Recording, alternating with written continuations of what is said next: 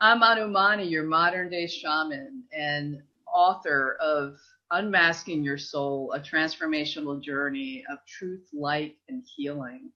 And today I have the honor of having a special guest, Kathy Keegan, who's my friend and an amazing coach. And I want to give you a brief introduction before we get into the interview with Kathy today. So Kathy brings inspiration, intuition, humor, and years of life experience to her coaching. She focuses on career transitions, having reinvented her own career within one organization through 4 mergers in 20 years, then leaving the corporate world to start her own coaching business. She's a career survivor, a cancer survivor, a singer, and also a career survivor, a singer, and an improv comedy veteran. We're bringing some comedy here since Kathy's also a comedy veteran. She's a certified professional coach and a master practitioner of an assessment that provides insight into the way you show up energetically. Welcome, Kathy. Thank you for being with us today. Thank you so much. And you know, the thing I always remember, Anumani, is technology is a tool, not a solution. So we're making the best of our tools today. Yes, and I'm sure our audience will forgive us for the technical difficulties. So I want to start with some definitions because the title of my book is called Unmasking Your Soul, and we're going to get more into your journey of unmasking. But I want to start with your definition of soul, and then I'll add a little bit to that, just so people get to start to get a feel for what we mean when we say the word soul. Sure. It's, I gave this a lot of thought. I give it a lot of thought a lot of the time. And the whole idea of soul to me feels eternal. It feels like it was there before me. It will be there after me. It's a sensing and a feeling, and it's hard to put any other words around it. What I can liken it to is when my mother passed away 3 years ago and I got home and there she was. We were waiting for the undertaker to come. I looked and saw her there. I was a little shocked, but then I said, her soul's not here. Her soul is already around and about and doing other wonderful things. So it's really more of a sense and a feeling, I would say. Wonderful. So I talk about soul in my book, Unmasking Your Soul. And for me, it is that expanded part of us. It's bigger than this human body. It connects to everything that is. And it is the part of you that holds all the wisdom that is ready to guide you on your path. And that's one of the reasons why I wanted to talk about soul, because we're talking about unmasking our soul and becoming more of who we are. And so let's jump into your story about unmasking and how did you get to be a coach, and what were the things that happened to you that gave you the clues, right? Because the soul is always trying to give us clues and trying to guide us to that place where we're going to find more of that joy because we're connecting with what we're here to do. So tell us more about how you came about to being a coach and where you are today. Sure. And, I love what you just said, Anumani, about the idea of the clues that come along the way. And I have to say that I was a little deaf. And so some of the clues finally were really sort of hitting me over the head to the point where I had to listen. And I would prefer, today I look for the clues a little bit more. I look for the quieter clues so that it's not so dramatic. But essentially what happened was my whole life was about uncovering different layers and reaching different levels and making new discoveries. So eating disorder, depression, and I'm not minimizing it, but these were all things that were part of my life and I had to work through with a lot of help. But the big moment for me came career-wise and life-wise about 7 years ago, right around now, when I was diagnosed with breast cancer. And it was a huge wake-up call. And at the same time, it wasn't even enough for me to make the change I needed to make. But it was still at that level, the awareness I had, the way I was able to learn how to ask for help. I had to open up more or I wasn't going to get better. So that awareness really catapulted me to a new level of realizing, okay, am I doing my heart's desire? Am I doing what I'm meant to do? What is it that I'm meant to do? Brought up all those questions. And then what started happening career-wise, I went through my treatment. I worked the whole time. I had a great wig so that nobody knew, what was going on. And I reached this point where we were going through our fourth merger in 20 years. And the staff I managed were all over the place. And what I realized was, as a manager, I have more power perception-wise and in reality. And I make more money. So they don't want to hear my story. They're not interested in my story, but they needed to be heard. And so what I found I was doing was meeting with people on a regular basis and just listening, hearing what they had to say, sort of hearing them into being. And then watched as they, just by asking a few thought-provoking questions, would find the answers that they were looking for without my needing to say anything like, oh, I identified, or, oh, that's really cool. It was not about me. And that's when I realized how much I loved it and how much I wanted to be doing it. And it really felt like the calling that was my calling, I guess would be the best way to say it. And so that's what I did. I knew that that's what I needed to do. And that's what I'm doing today. And I absolutely love it. So tell us more about the corporate life. And part of what I talk about in my book is the mask that we put on for different reasons, right? For me, it was because I wanted to fit in. I wanted to be accepted. I thought that if I didn't, try to do that and wear a mask, that I wouldn't be loved, that I wouldn't be accepted into society. So I was believing a lot of what I was being told around me in my job, by my bosses, even in my own family. So tell us a little bit more about some of the masks that you feel you've worn throughout your life. Oh my goodness. Yes. I'm still working on corporate Kathy. That's not with two Ks either. It's just corporate Kathy. But, when I left about 2.5 years ago, I was really sure that this little sort of suit of armor that I had created for myself for the persona of I'm a corporate person. I thought I'd just be able to pull that off and just really easily transfer into my new sort of more connected life. Well, it doesn't work that way. And that's okay because, I was on the right track. But yeah, it was almost like I would have a certain persona that allowed me to live and survive in that world.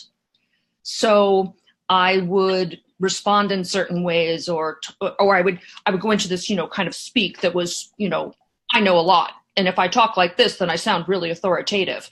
But there were just all these little games that I played. And going back to those moments where I was coaching people, that's when I could really just be myself and just hear and listen. And that was what was so striking for me. It's just, I could bring my whole self to work and be who I am. I work with wonderful people. It's not that they're not there. And over the years, I worked with plenty of wonderful people. It was sort of the environment that gets created. Something happens when you walk into that institution and you stop being the human that you are and you start becoming a piece of that. I had this one moment where we managed money for very wealthy people. And I was scoffing at an account that was coming in that was sub-minimum. And I just took a step back and I said, Kathy, you couldn't afford to be a client here. Who are you to be judging? What is that about you when you walked through this door that you became something else? Now, if someone can't afford to be there, that's fine, but it's not a moral issue. It's not about, you're a terrible person because you can't afford to have your account here. I was just adding so much extra and spending a lot of time judging. And that's a way of protection. It's just a way of protecting yourself. And I felt like, always defending, I feel like Wonder Woman with the arm plates or whatever she has, trying to fend people off. And it felt defensive and protective and never really me as myself. So I get the question a lot.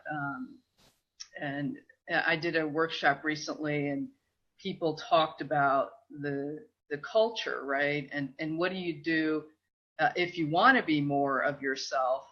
but maybe the culture doesn't support that. So are there things that you would advise people who maybe are wanting, they realize they're wearing masks at work or in their personal life, and they want to start to be more of themselves? Based on what you know, what are some things that you would recommend that maybe you started to do in your own corporate job to start to become more of who you are? That's a great question. And actually, the biggest thing I did and the biggest thing I learned was to detach with love. I did not tell anybody in the corporate world I was detaching with love, but that's what I did. What happens sometimes when you like performing well and you like doing a good job and you want to receive accolades for that is you pour a little bit too much of yourself into the work itself, and it gets kind of conflated with the work itself, which isn't really healthy.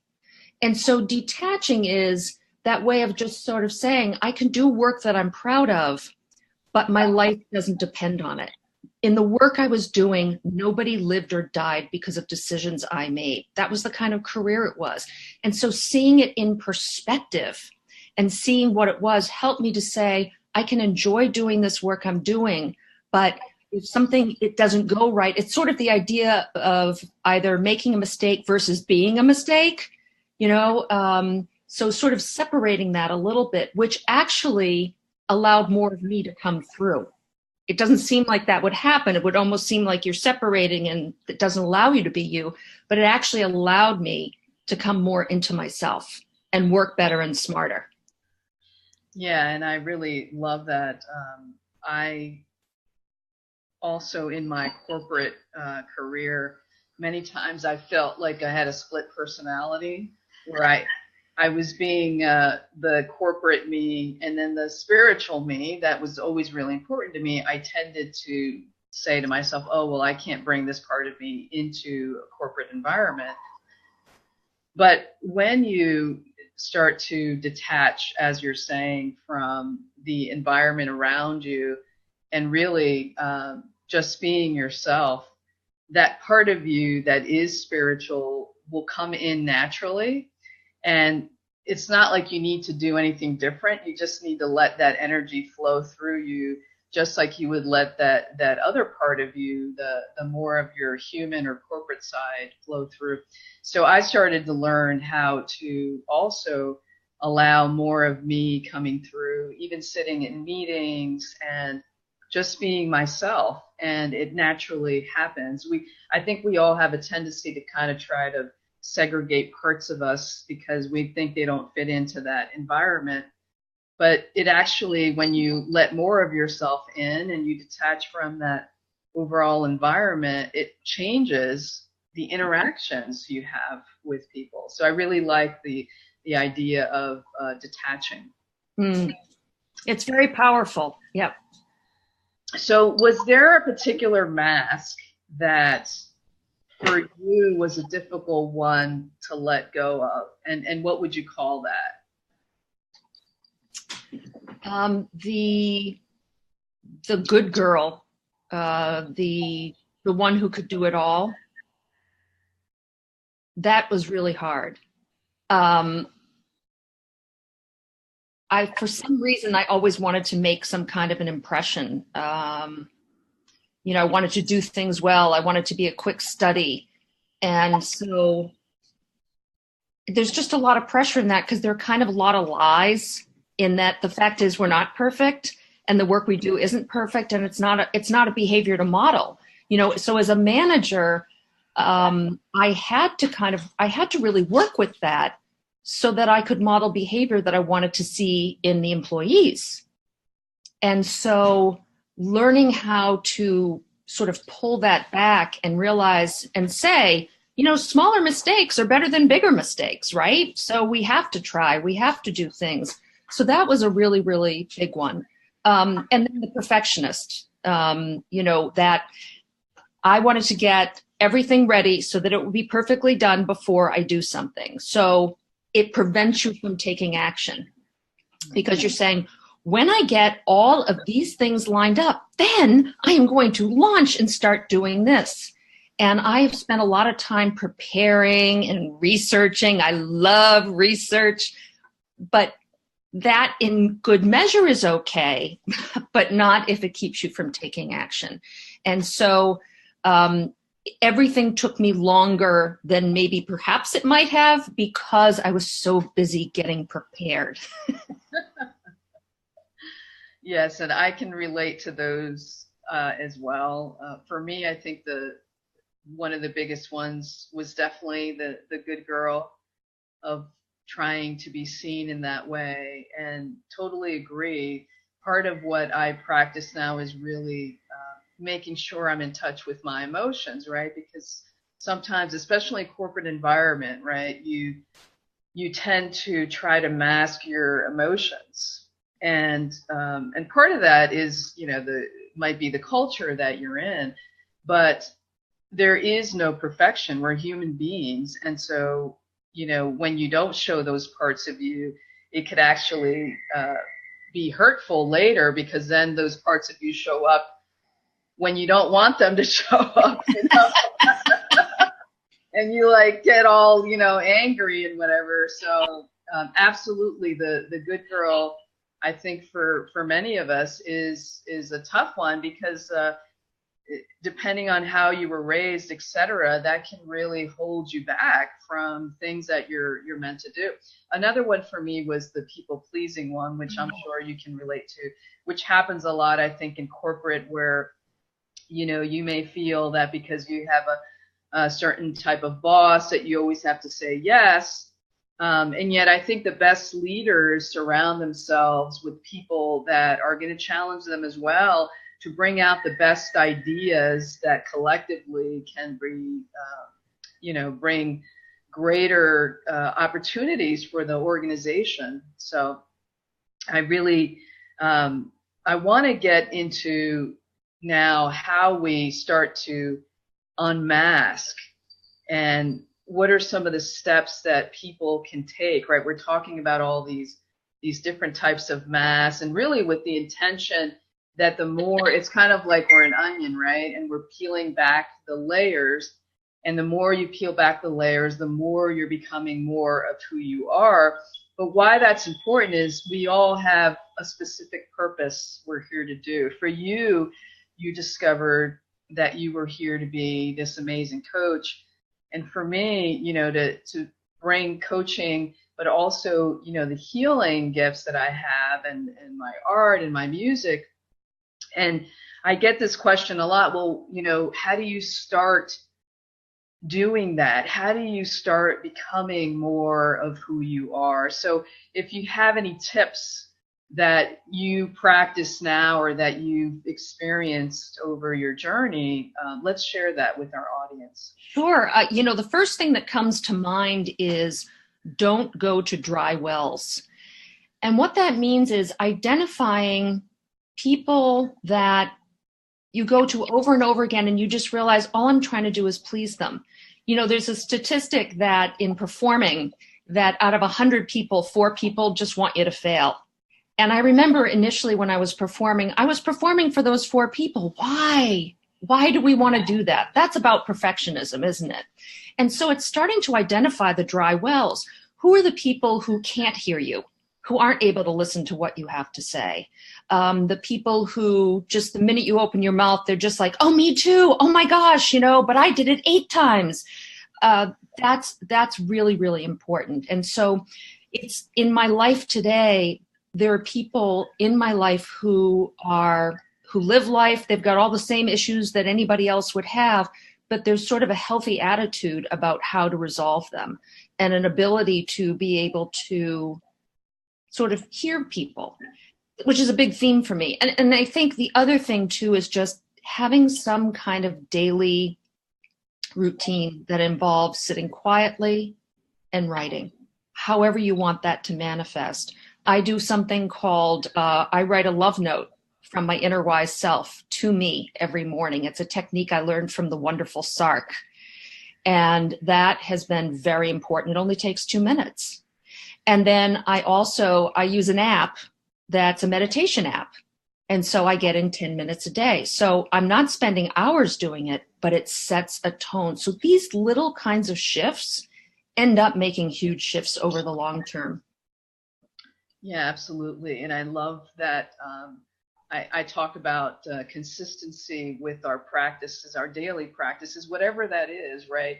That's unique to us, that helps us get into that zone, if you call it, that place where you can connect and start to discover more of who you really are. So I would add on to what you're saying to our audience to start asking themselves, where are they still wearing a mask and why is that? Because usually underneath that there's something, some sort of belief that you have about yourself, right? That's making you believe that you need to hide this part of you, right? And usually it's because you want to be loved, you want to be accepted.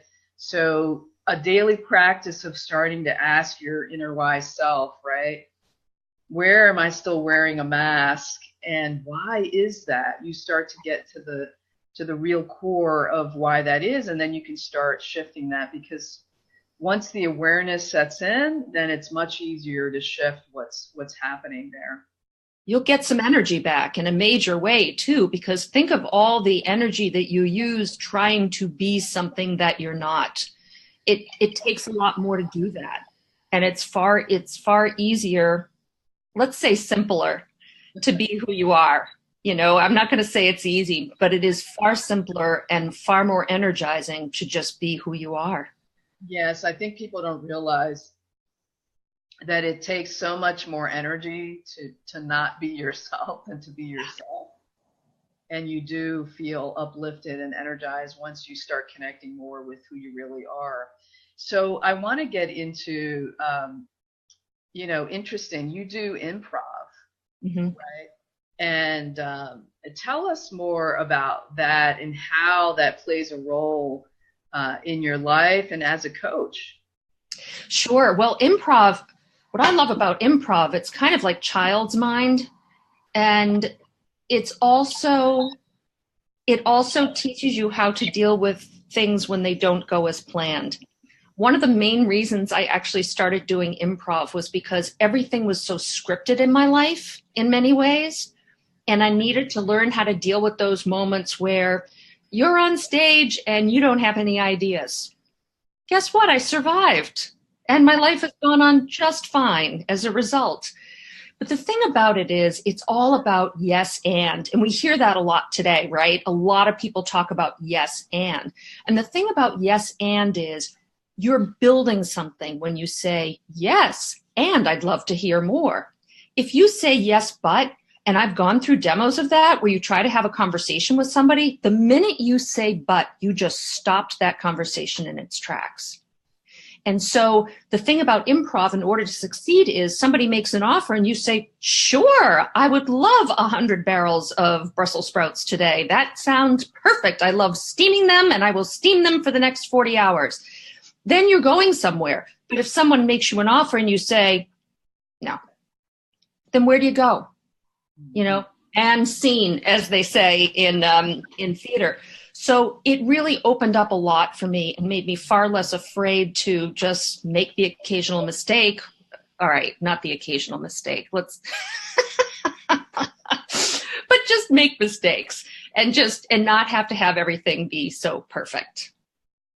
And isn't that awesome, right? That one of your masks was about, this feeling that you need to be perfect, and improv was a tool to help you get out of that mode. Absolutely. And it's fun. I mean, let's face it, my favorite thing was singing, and we used to do our own musical. And so someone would give us a song style and we just make up songs off the cuff. And that was probably my favorite part of doing it. And it's the idea of, we all get nerves. So before we were speaking today, Anamani, you and I were talking, I was saying, oh, I'm a little nervous and everything. And people will sometimes say, you get nervous? And it's like, yes, I get nervous before I had to run a meeting at the office, or I had to give a presentation, or if I'm speaking somewhere. Even before I coach somebody, I take about 15 minutes of quiet time and just sit and think about the person I'm about to coach, because there's that that energy reads the same in the body, both excitement and fear. So one of the things I'm working on doing is kind of repurposing and saying, oh, this is excitement. This is the energy I need in order to be available to do the things I do. Now, that's not to say that I still, my hands don't shake or whatever, but just kind of playing with those things. And improv gives you a sense of being able to play a little bit too. Yeah. So I want you to explain to the audience how you do coaching. There's a lot of coaches out there, right? And talk about, kind of what you do and what your specialty is with your coaching.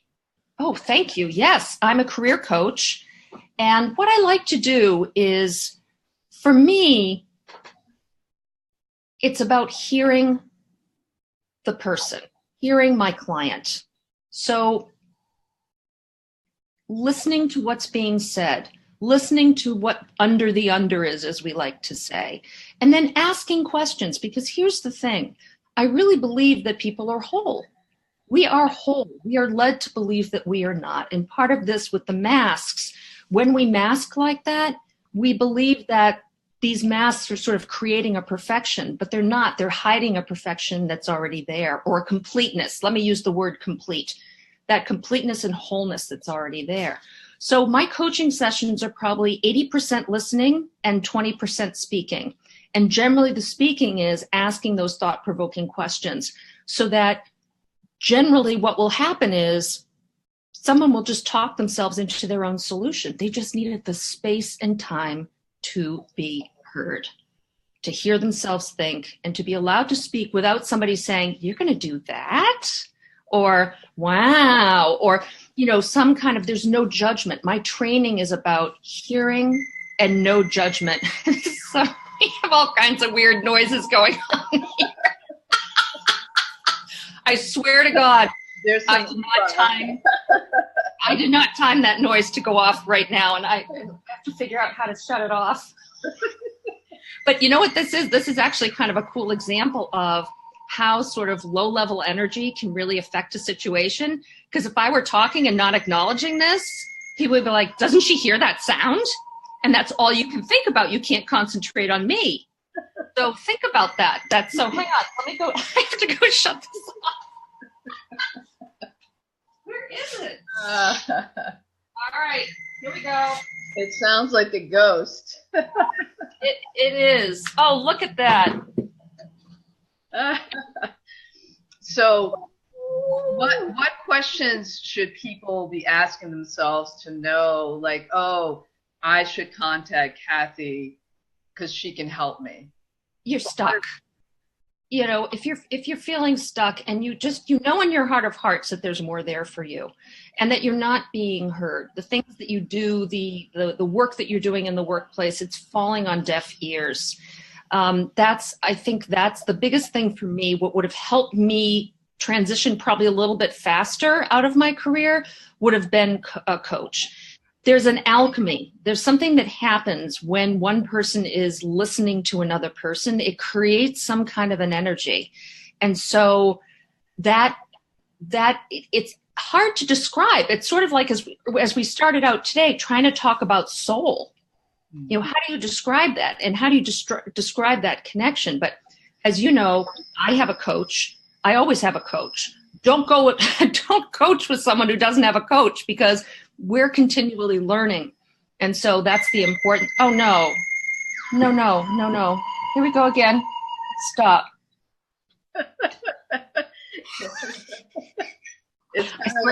I swear to God, I didn't plan that. But yeah, so, and just because the other thing too, that I wanted to bring up is that you also may be able to stay where you work. There may just be a few shifts that you need to make to get a little more of what you want out of the work you're doing. The whole idea of loving what we do is a relatively new concept. For many years, it was sort of, when I was a kid and I wanted a bike, I'm going to pick the job that's going to make me the most money to get me the bike faster, right? That's just how I thought. Today, the way people come into the workplace, they want more purpose, right? And so is there a way for you to find that where you are without even having to go somewhere else? And so if I can help somebody do that, I love being able to do that. And I know you have a special offer for our audience. Do you want to tell them what that is? Sure. Yeah. So my website is kathykeegan.com, and I'm Kathy with a K and Keegan with a K. And I have an offer for 30 minutes of free coaching, and I would love to work with you. I would love to chat with you and just hear what's going on with you and what you're looking for. So go to my website, www.kathykeegan.com/contact. And there you can set up a 30-minute free session with me. I would love to hear from you. So thanks for letting me make that offer. Absolutely wonderful, and we'll put the link underneath the video on Facebook so people can find it there if they weren't able to listen live. Thank you so much, Kathy. It was so great having you on Unmasking Your Soul Conversations. And I just want our audience to remember that you are loved and you are loved. And we offer you many blessings and best wishes on your journey of unmasking your soul. Take care, everyone.